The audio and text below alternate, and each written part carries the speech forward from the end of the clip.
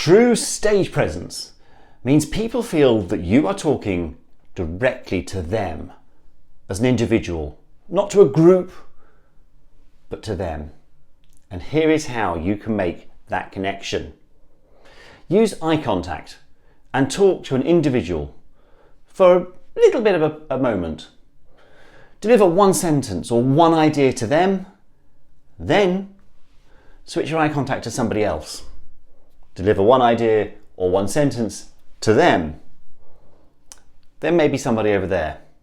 But rather than just letting your eyes flick around, pause, connect with that person, then connect with the next person, then connect with the next person.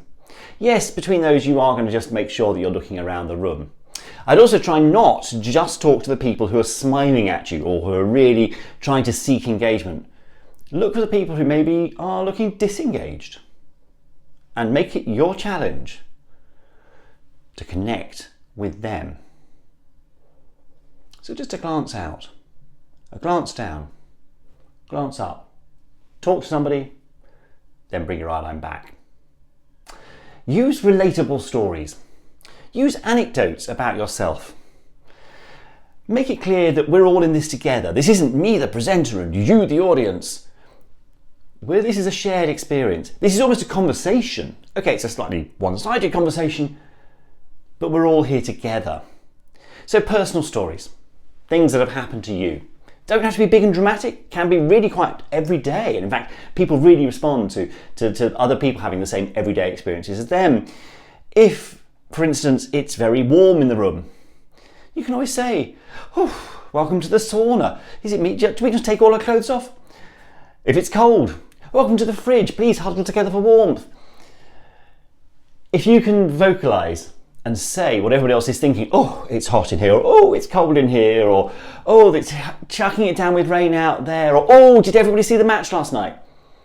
It's a great way to get people to connect and engage with you, because it says, I'm going through exactly what you are. We're exactly the same, we're experiencing the same things. So a really good way to just build that connection. Use stories that people are going to enjoy and relate to. And finally, know who you're talking to. Understand them. Do a bit of research. How much do they know? What are they expecting? What do they want to get out of this? And personalize your talk accordingly. Doesn't mean you have to rewrite everything for every new audience, particularly if you're somebody who speaks regularly to different audiences.